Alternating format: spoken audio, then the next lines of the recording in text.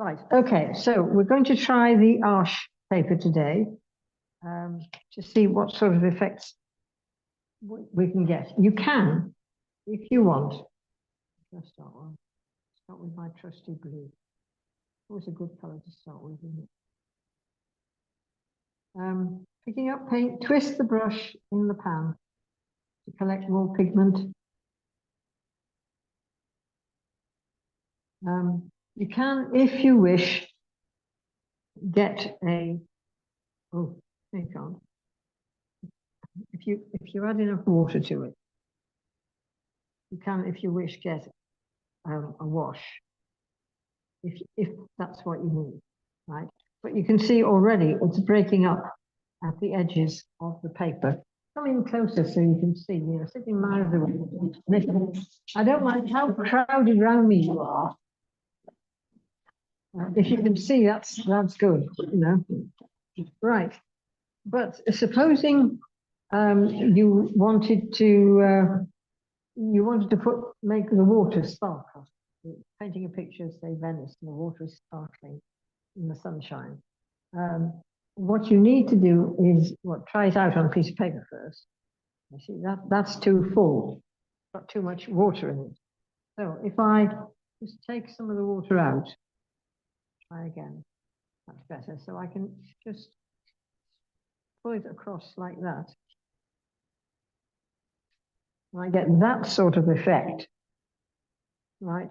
And if you want it to be darker over here, you can go over it. That's not a problem.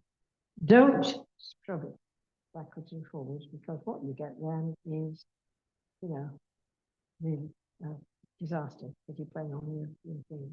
Right, so that's one way, one thing you can use for. Now, supposing you've got a tree.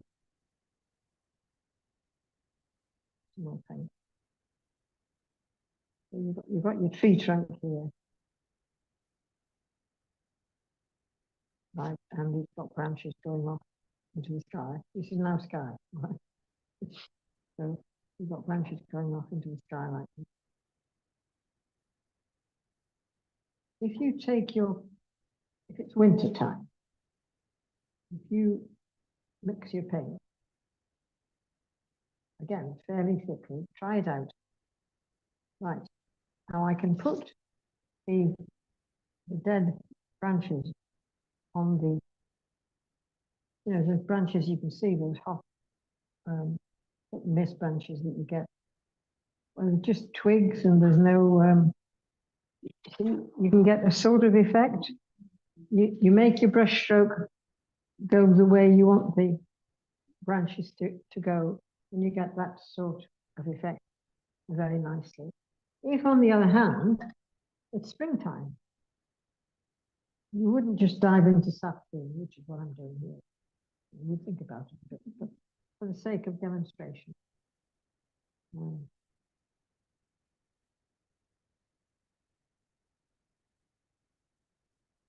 Try a bit full. Take some of the water out. No, whoops, didn't mean that either. Then if you just lightly, tickle the paper, you get that effect of the leaves just beginning to break. So you couldn't put them on individually, but by using this paper and the technique of working very lightly, again, if you want to, you can put great crosses in it if you want to. It does work that way, the paper. So you can get contrast between a flat, smooth piece of painting and some of this rather delicate fairy stuff. When it's dry, you can work on top. You barely see that, but you can see that you still get that effect on top of the smooth. So it's not a disaster if you have smooth areas that you want to go back on the lighter areas on. Only provider is the underpaint has Dry, dry, dry. Right. Or you can turn it into autumn, you know, pick up some orange.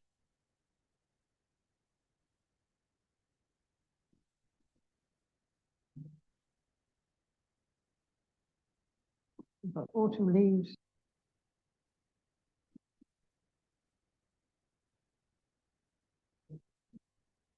Sprinkling these, and then we've got autumn leaves up here too. Some of them green, some of them.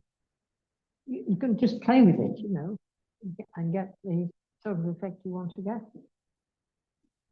So we can put in some green bits down here. We can put in some real shadows if we want to. And, you know, do whatever you like. It's so helpful. And if you're at all interested in texture, as Margaret is, as opposed to, you know, just getting something down, then this is, you know, the start of a wonderful adventure, which you can do. Right, so now I'll go on to the painting I was doing. I've been jumping at the bit as far as this is concerned. I've had it out on in the house, and every time I pass it, I think, oh, I just want to do this, and I've been doing other things. So, you know, there we are. Now, if you look at this picture, the oceans of airy, fairy spaces for me to put in this light and delicate sort of effect. And it just so happens that when I did this picture, I did it in March. So it's right.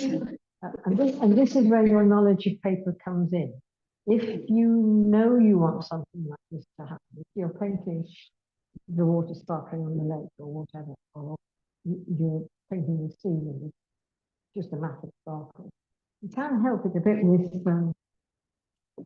masking fluid, but you get a much lighter, brighter, more casual effect by using one of these rougher papers. When we come to the carded paper, you'll see the difference between this and the carded paper, and you might find you prefer one to the other. The idea is for you to try these different papers, see which one you like for the way you paint. I'm not expecting you to adore all the things I adore, because we're all different. We're all, you know, come out of different boxes, don't we? All of them. Right. Lesson number 2, and this is about actual painting, as opposed to just getting effect. I'm going to put this tree in here, and I want it to look 3D. Now, if I just take the lighter color, even if I mix it of the green here, and put it on, I've got a flat tree. It's got no depth to it. And I need to think of ways to create that sort of distance with it, even within the tree, right? So don't think of the tree as, after all, this is 2-dimensional and this is 2-dimensional. It's so easy just to put these 2-dimensional or that 2-dimensional. But I want this to live. If it's going to live, it's got to look as though it's 3-dimensional, since what I'm doing is representation. Right, so what I'm going to do, having carefully thought it through, ready, is to mix some blue. Blues tend to recede. I think that's the blue I used. Can you remember? Did I use a? I'm pretty sure I used ultramarine. So I'm using it now. I've already made a mess of that bit of paper, so I can try and pencil. So right, that looks fairly right to me. So if I dress in this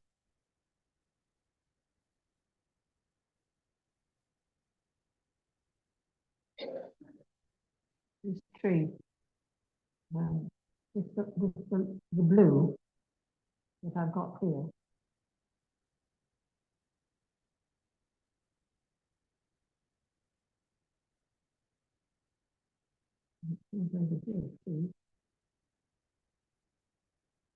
Now, because that's totally dry, it's 2 weeks dry, really is dry, no kidding. I can go over it with the colouring that I've got here.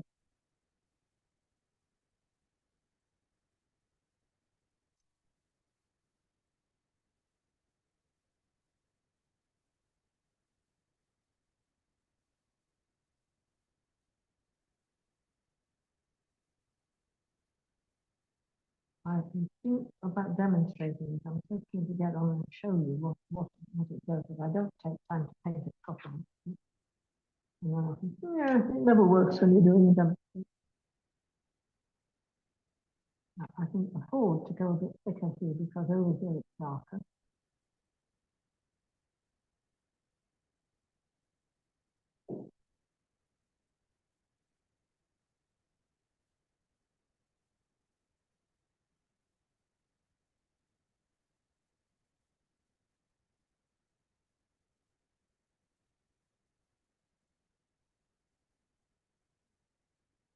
Don't actually come down here, but I don't need to worry about it because I can get down here and do the same thing. Right, now, that has sent it back, so I've now got to think about what the next colour likely to be, and I think it's likely to be a bit of green in there, a bit of yellow in there. I used orange. I'll put orange in that, we'll get brown. I don't want to do that. I don't think I've actually chosen the yellow yet. Right. Well, I've got ultramarine, so I'll see what we'll do. Yellow ochre does to it. Again, twisting the brush in the pan. Bringing that light, nice light dark, nice dark. Yes, that's quite dark. Now I want to be a bit more careful here. Some of these are dark. Some of them are lighter. So I want to. You see how I'm holding the brush? I'm barely holding the brush. The drop out of my hand at a moment's notice. Again, working on. Does that brush hold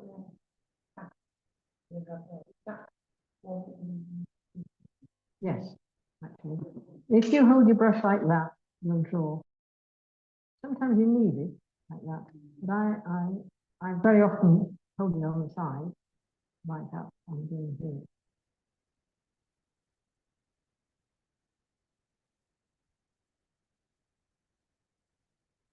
Interesting.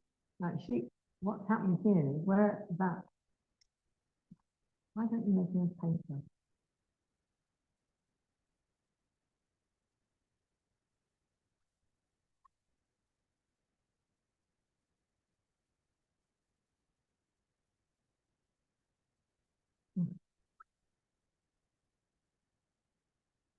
See my hair will get twisted. So you've got your dirty water in that, that rinses the brush clean, then you slightly dirty, and you take your clean water. But it's again, good off. And where it's gone over the blue, sorry, Rachel, where it's gone over the blue, it's gone darker green. And where it hasn't, it's sort of yellowy green, still quite a dark green. Okay. Oh, okay. See what you're doing. Right.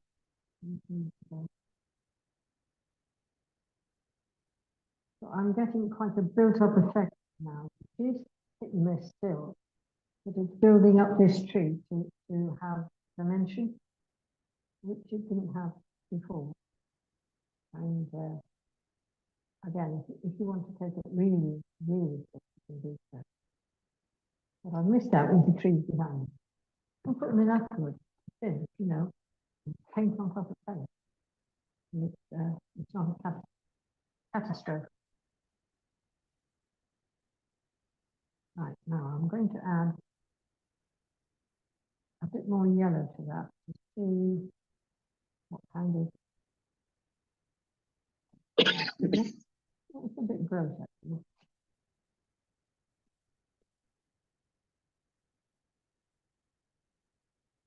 Where'd that go? Not bad. Not bad. It's not quite fresh green and hoping for it. No mind. So, I think I'll put a bit more. No, I won't put a bit more. I think I'll start off different. I'm going to start off with the green. This is sap green. It's not a sin to use a green that's already made up. Okay. Some people get very precious about it. Oh, I never buy green.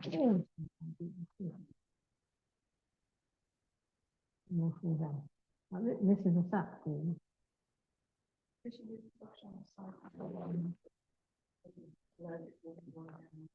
Yes, yes, yes, yes. Correct. Thank you.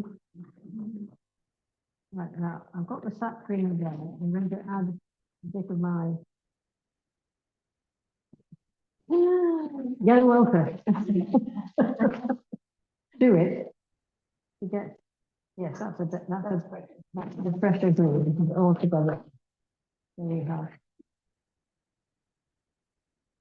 All together in fresher green. Perfect. So, where is the fresh green? Well, it's definitely down here.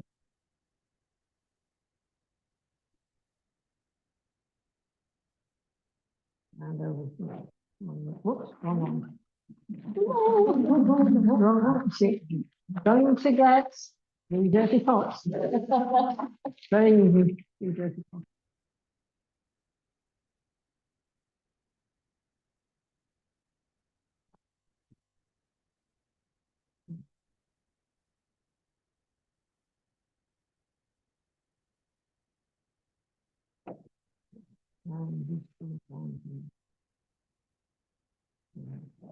So,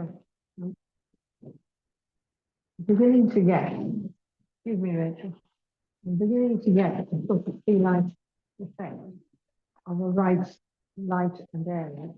What I can do just to make it slightly more real, if you like. Oh, thank you. It's all right. No, please. I have to learn. Same as everybody else.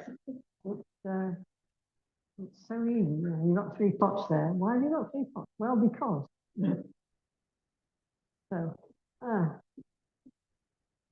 right. I'm going to make a real dark. So I've got the blue. And I rinse it off. You can see what's happening there. Yeah.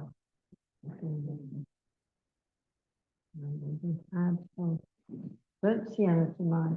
Add burnt sienna to ultramarine. You get quite a nice dark brown or a dark blue, depending on what you want to do. Right. Now, somewhere or other, there are branches growing up to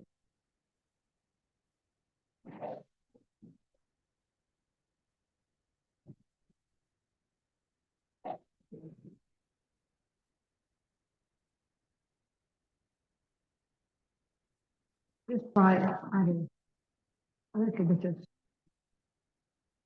twigs. Yeah. Oh, it's twigs.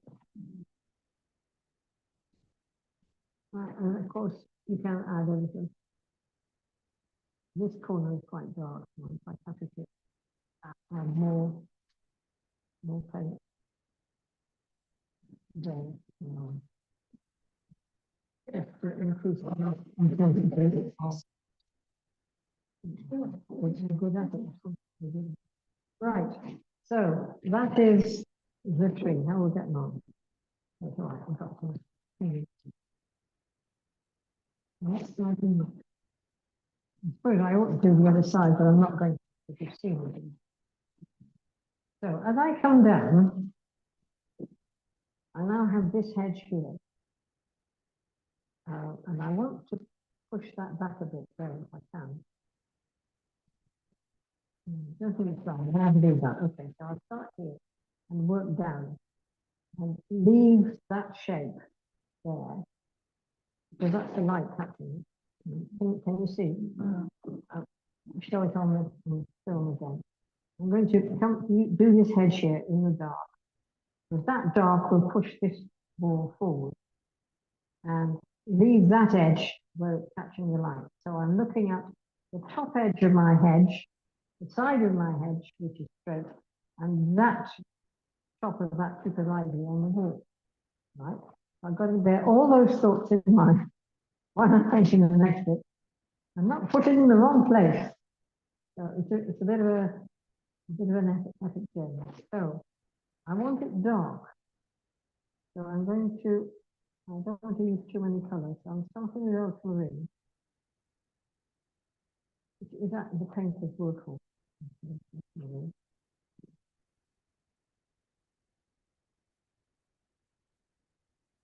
Just make it different. Then I could remember to do. I'm going to add some of the dark green to it. Quite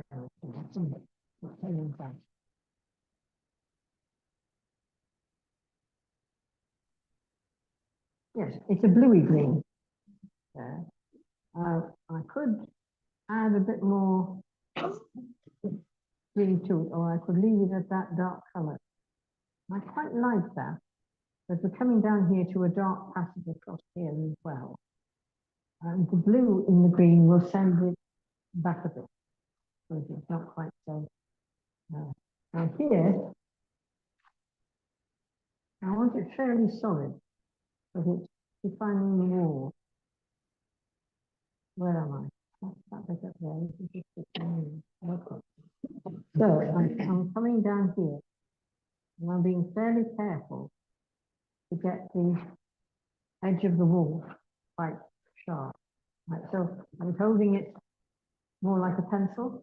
I'm still using the side because there's a mass here I want to fill in. But I was using it more like this. Now I'm going to push that. So again, I'm holding it well up the shaft and pushing to get this. It's not a bit, it's just fairly straight. You know, it's being cut, but it's growing a bit.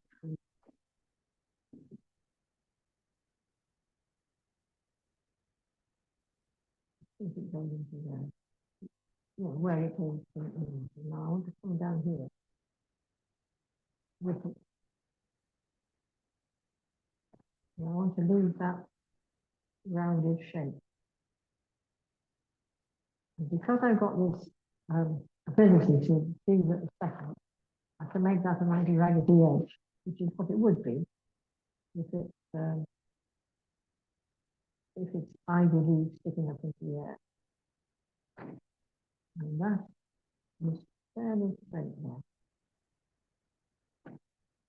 Now, while it's there, I'm going to add, this is real dark, just there. I want this.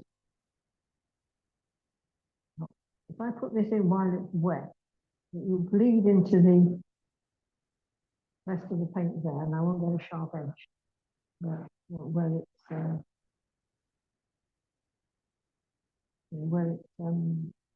into the paint. All right. This is fine. Right. So I put a great splodge of water in the middle of my wall. Fortunately, I don't care. I've done that with the wall. Right. Nice texture. Right. Okay. So the next thing to do, I think, is to leave that there. And if I go across here and get this bit in, I will start to push the house back behind all the green, which is part of its attraction. I've now got to the stage where I'm terrified of doing anything. Yeah, I might spoil it, you know. Okay, so what have we got here? I'm going to put that this. I've done this visible coloring. I like the pictures here.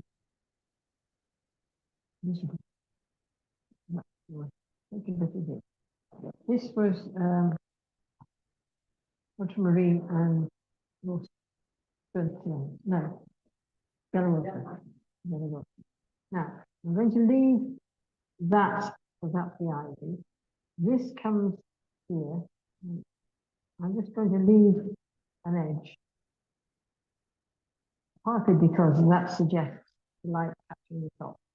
Partly because if I put that up there next to it, it's going to bleed. And right now I don't want it to bleed. So I'm doing it like that. And it comes down. Now I can put that in because when I put the dark in, I can work back into the shape. But if I've got the light there, then it's easy enough to build the wall into it at the top. And this actually goes a lot higher than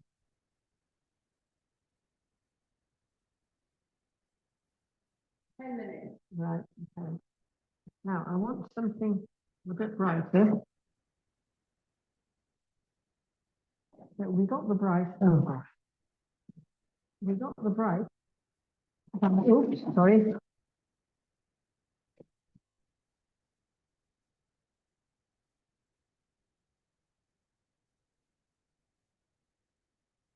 I used the top cream, and I put some of the ochre in it, didn't I? Just cut it off a bit.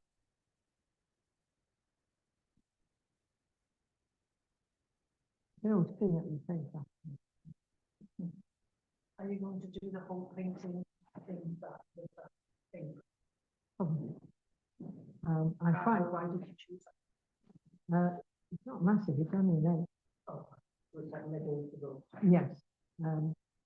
I find that when I start with one brush, I get so excited. You know, you can do all kinds of lovely things.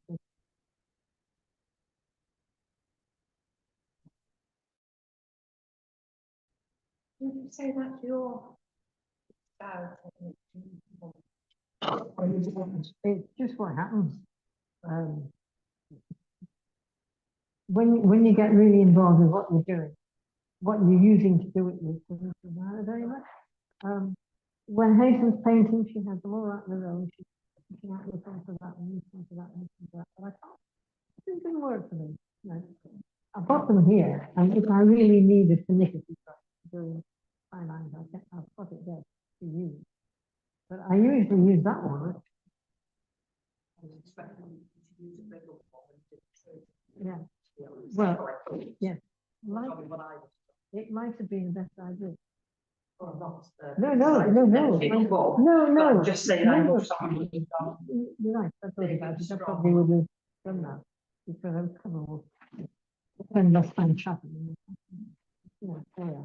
Okay. So, and again, I want to build it up. I don't want it to be all one side.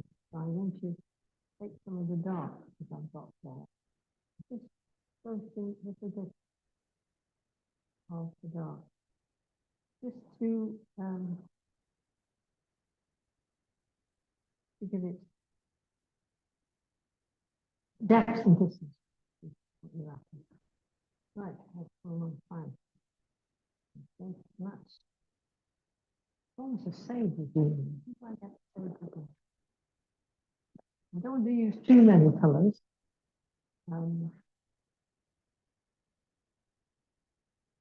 Right, okay. I'll leave the greens as they are at the moment.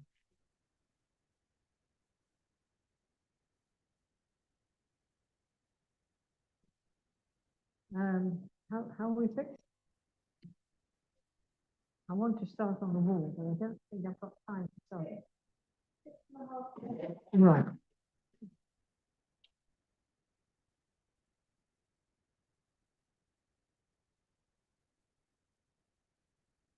Right. Fortunately, I've done the drawing so light. The fact that I've made the whole thing too long, it doesn't matter. Nobody's going to see anymore. My picture. Right. None of that is my picture. So I'm going to do the wall. I want it to be It's brick like this. So I want it to be warm. So I'm getting a lot of. This is why I want to change to a bigger brush.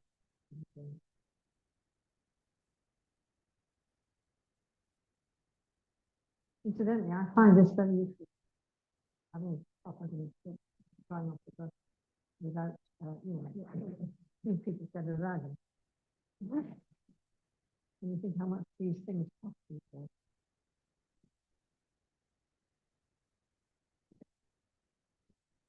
So that's quite a nice browny red. It's a little bit more brown.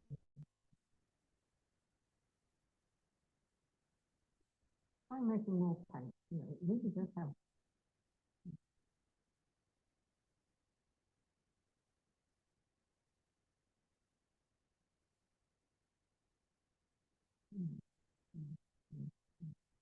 This is how you get holes in the paint.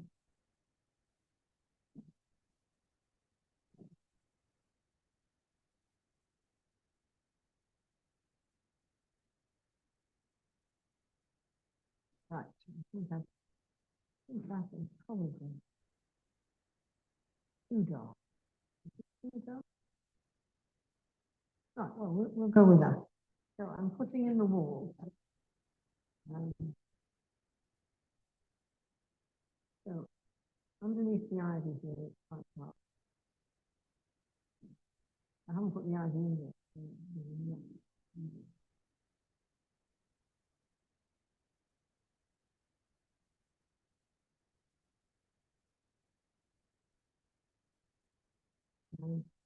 Underneath here.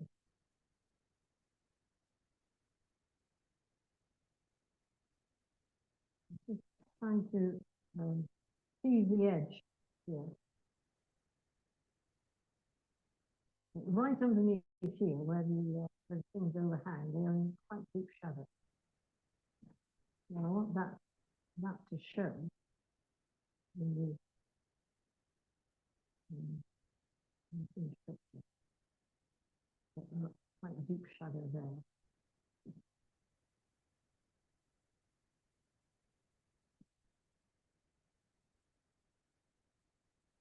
If you're not getting the effect you want one way, try a different way. And then if I just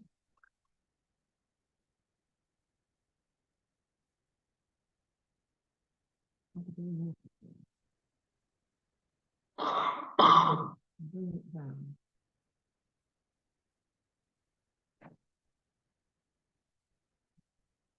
So now, because it's got a lot of water in it, I'm going to get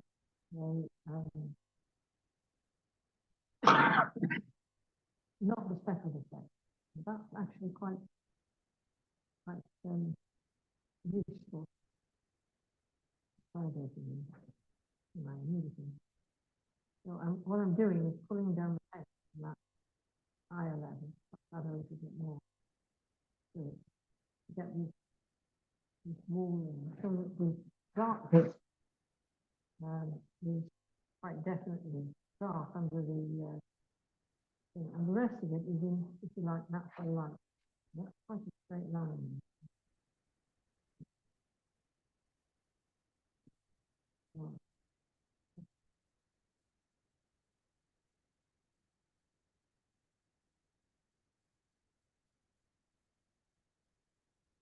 There's so many overlapping things.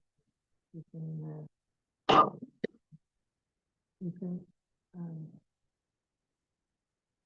can decide when you're going to stop. You know, you reach a stop. I can wait there. The hard line there isn't going to hurt. There's actually, I think, the gateway to it, so it's about here. So I can stop there because that's where the wall seems to stop. If I do, and I've got that something like that. Okay, and I'm not going to tidy that up much. There you are. So you get 1 minute. Yes. Okay. So I've got a wall, a solid flat, and I've got these sparkly